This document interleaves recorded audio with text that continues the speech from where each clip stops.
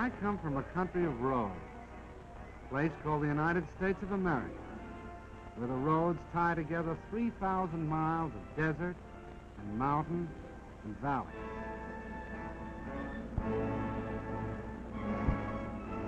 Because of the automobile, Americans who live 100 miles from each other are as close neighbors as the man next door.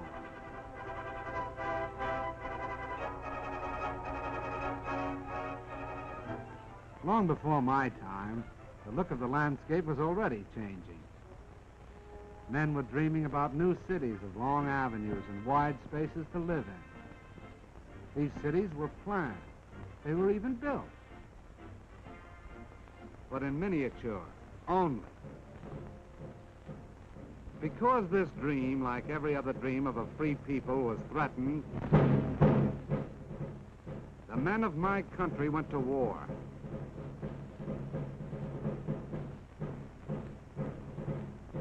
The automobiles of the times of peace were stopped. They were stored away for the duration.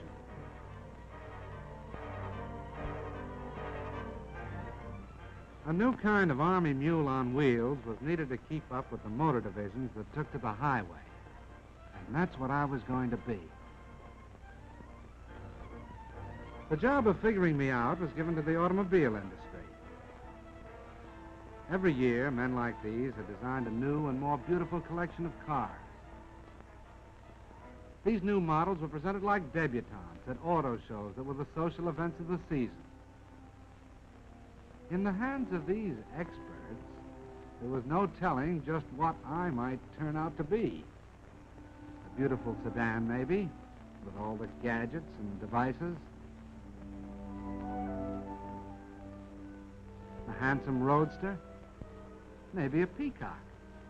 They worked on me and worked, and finally, here's what came out. Can this be an automobile, men wondered?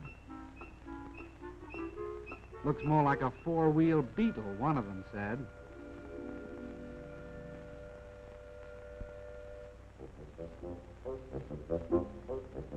No, I wasn't too proud of myself back there at the start when the Army first looked me over. Then they sent me out on the road. They tried to drown my motor, but my ignition was set too high for that.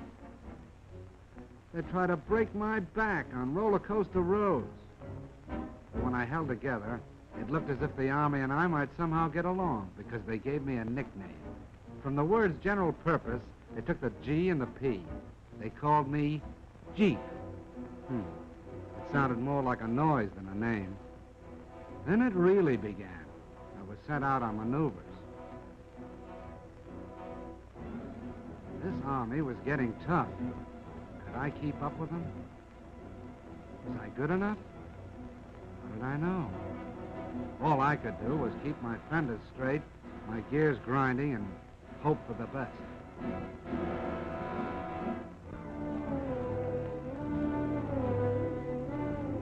And the things they asked me to do, like rivers, for instance. I had to be light enough to cross water in my own canvas tarpaulin. Lucky I didn't weigh more than 2,200 pounds. And it was lucky that I wasn't any bigger than 11 feet long and 5 feet wide and 3 feet high. Because when the outfit took to the air, they expected me to go right along with them.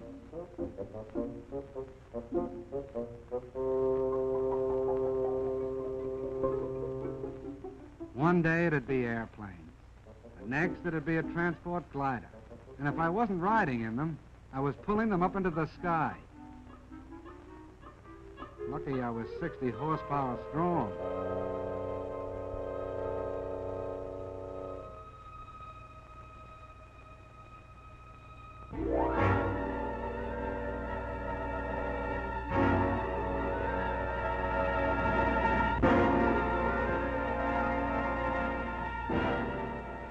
The Army was getting tougher, preparing itself for the big offensives that were coming. And I had to get tougher to keep up. I'll say one thing. No matter what they asked me to do, pull cannon, break my own road through the underbrush, or keep moving at better than 70 miles an hour, it was no worse than what my driver was ready to do himself. The American soldier and I got along fine, like a good rider and a horse. We got to be pals. But even so, I had my doubts. Most of the machines around me had proved themselves in battle. I was still on probation.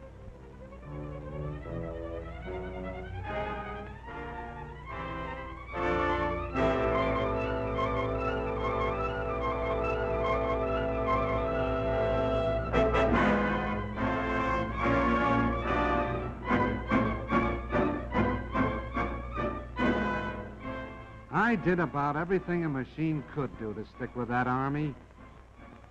I stood up to gunfire and mounted a gun of my own. I laid down smoke to hide the tanks that followed. I helped out wherever I could.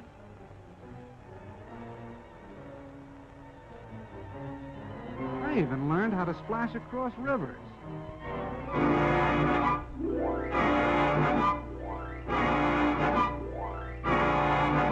With a boat arrangement built around my middle. But I didn't know yet whether I was accepted until all of a sudden I found myself in mass production. It meant only one thing. I was a success. I was getting turned out one every 2 minutes. 30 Jeeps an hour. What do you think of that? All of a sudden, I found that I was a popular kind of character. I was marching right up there in front with the band. I was meeting movie stars, and we went out driving together. We sold war bonds right down the streets of Washington, D.C. itself. I was a success. I got all set to go traveling. They credited me up for shipment overseas to do the job I was built for.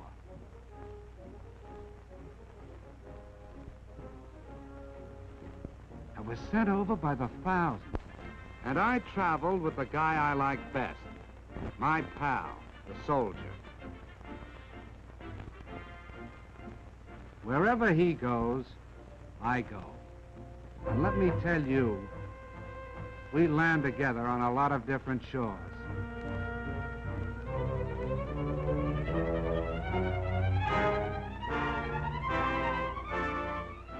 I went to work in the South Sea Islands. I fought mud in North Africa.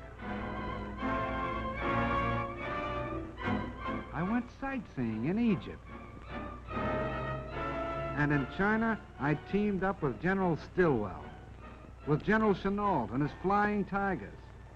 I kept from freezing up in Alaska and from boiling down in Timor.